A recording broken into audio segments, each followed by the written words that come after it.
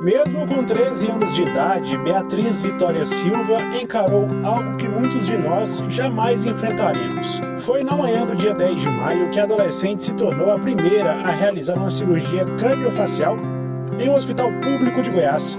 Procedimento extremamente raro, principalmente nesta faixa etária. Para chegar a este dia, uma mobilização de mais de 2 anos. Entre tantas pessoas envolvidas para que se chegasse à operação da Beatriz, 2 personagens se destacam. A mãe, Rosiane Silva, e sua força de vontade inabalável, e a médica Vera Lúcia Cardim, que assim que soube do caso, se envolveu sem medir esforços para que o procedimento fosse realizado. No palco dessa história, o Hospital Estadual Dr. Alberto Rassi, o HGG, uma unidade SUS, registrou mais um avanço para a saúde pública de Goiás. Olá, eu sou Alex Maia, jornalista da Assessoria de Comunicação do Instituto de Desenvolvimento Tecnológico e Humano, o IDETEC, instituição responsável pela gestão do Hospital Estadual Dr. Alberto Rassi, uma unidade do Serviço Público de Saúde do Estado de Goiás. Você está ouvindo o Vozes do HGG, um podcast que apresenta os serviços oferecidos por este hospital. Episódio de hoje: Cirurgia Plástica, a medicina construindo autoestimas. O Hospital Estadual Dr. Alberto Rassi apresenta Vozes do HGG. Informação, histórias de pacientes, entrevistas com nossos profissionais sobre tratamentos, formas de prevenção. Um podcast do Serviço de Saúde do Estado de Goiás, produzido pela Assessoria de Comunicação do IDETEC. Olá, sejam bem-vindos a mais um episódio do Vozes do HGG. Hoje nós vamos contar a história da cirurgia da Beatriz Vitória Silva, personagem que já faz parte da história do Hospital Estadual Dr. Alberto Rassi. A jovem que sonha em ser médica nasceu com uma condição rara, crâniosinostose, uma anormalidade congênita que causa malformação no formato do crânio. Por causa da condição, ela apresentava um desalinhamento entre os olhos, o que poderia trazer consequências graves para sua visão à medida que seu corpo se desenvolvia. Felizmente, ela não corre mais este risco. Depois de 5 horas de cirurgia, ela passou por uma remodelação de ossos cranianos e 3 dias depois ela recebeu alta e pôde voltar para Goianésia, cidade em que mora com os pais e com a irmã. Apesar da complexidade, Beatriz voltou para casa sem nenhum tipo de sequela, apenas um inchaço no olho esquerdo. Mesmo já tendo sofrido com bullying na escola, Beatriz diz que isso jamais a afetou.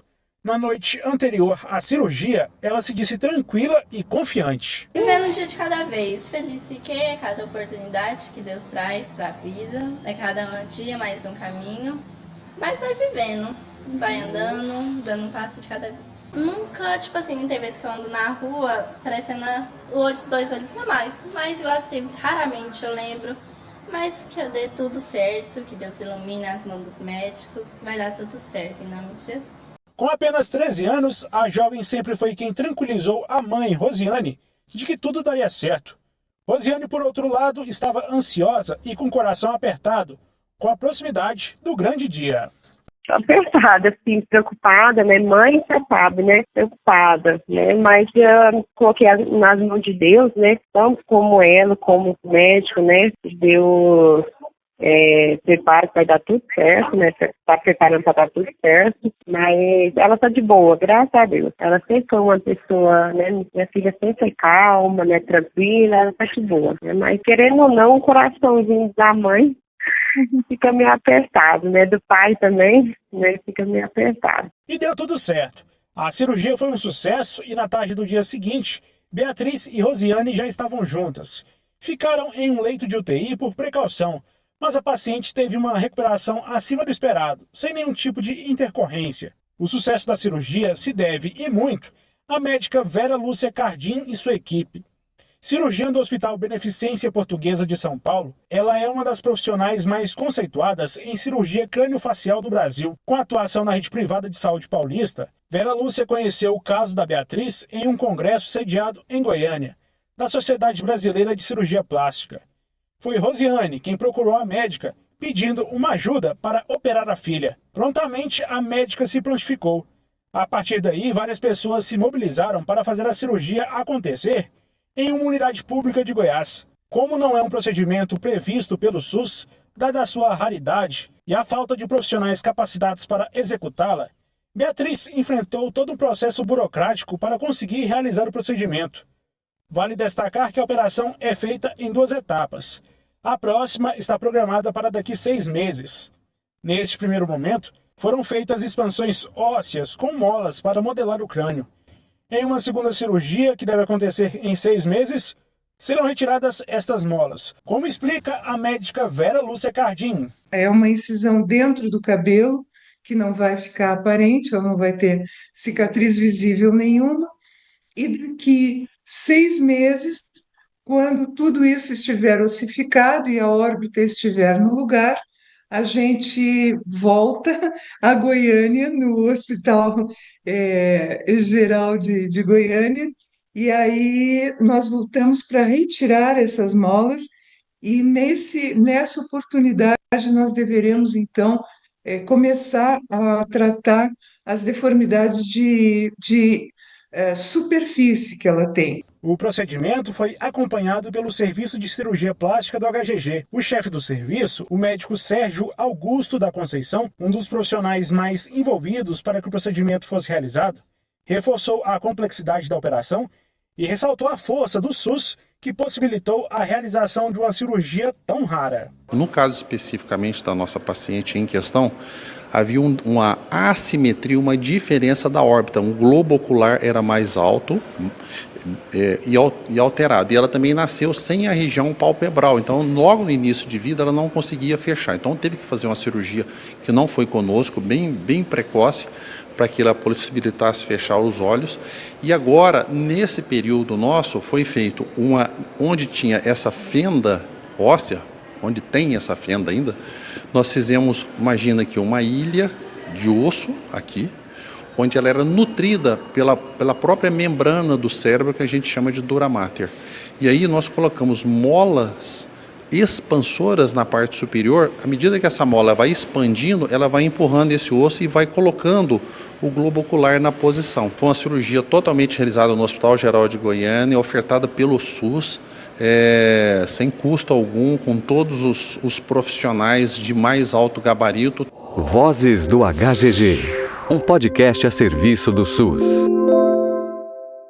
A craniosinostose é provocada pelo fechamento precoce de suturas cranianas, responsáveis pelo crescimento dos ossos do crânio. As causas são diversas, podendo ocorrer por força mecânica, ou seja, no ambiente uterino, distúrbios metabólicos e, na maioria das vezes, por alterações genéticas, o que não implica necessariamente ter alguém na família com a mesma característica. A maioria dos casos de craniosinostose se manifesta na forma isolada e, quando associada a outras características, pode representar síndromes genéticas, o que corresponde a 15% dos casos. Existem 4 tipos principais de craniosinostose na forma isolada, dependendo da sutura craniana afetada. Já a forma sindrômica é aquela em que a criança nasce com craniosinostose associada a outras características. Essa condição congênita, portanto, pode trazer diferentes tipos de comprometimentos aos indivíduos, conforme cada caso. Além do ganho incalculável para a paciente, a cirurgia craniofacial realizada no HGG foi um importante marco para o ensino e pesquisa do hospital, sobretudo para os residentes em cirurgia plástica. Durante a visita da médica Vera Cardim, a unidade promoveu um encontro entre os médicos interessados para uma verdadeira aula sobre cirurgia craniofacial. Além da parte teórica, o procedimento foi transmitido ao vivo, com explicações em tempo real da médica sobre tudo o que estava sendo feito. O chefe da cirurgia plástica do HGG, Sérgio Augusto da Conceição, lembrou que os residentes estavam tendo uma oportunidade única de acompanhar de perto uma cirurgia desta complexidade.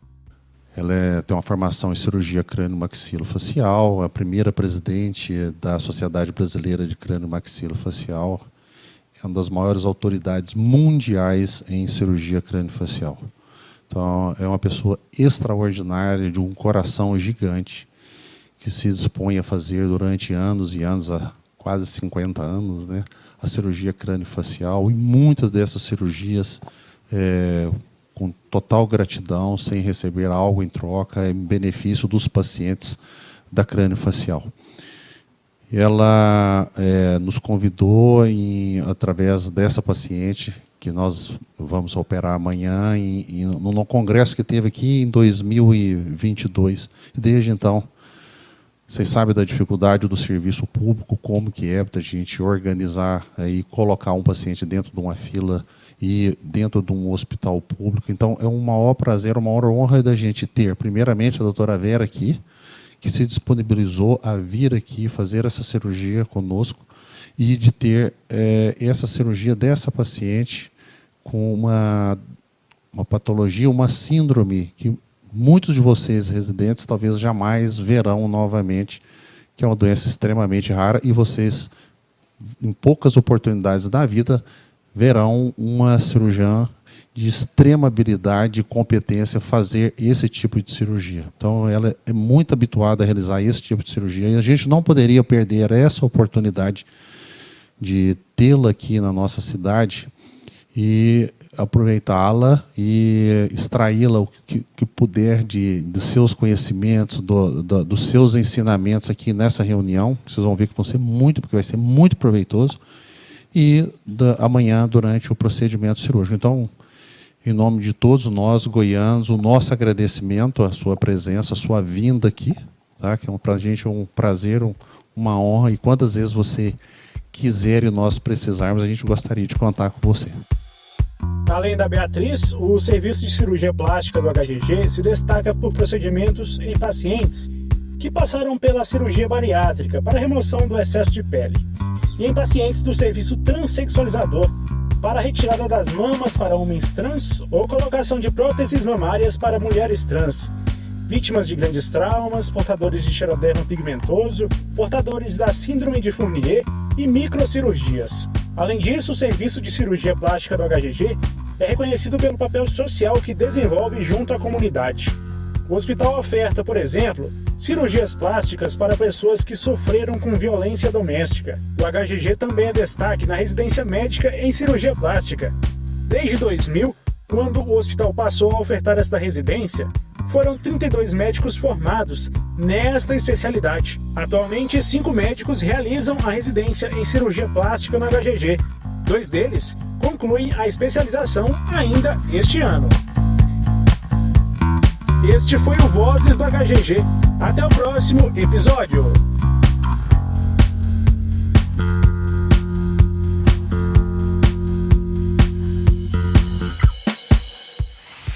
Você ouviu Vozes do HGG.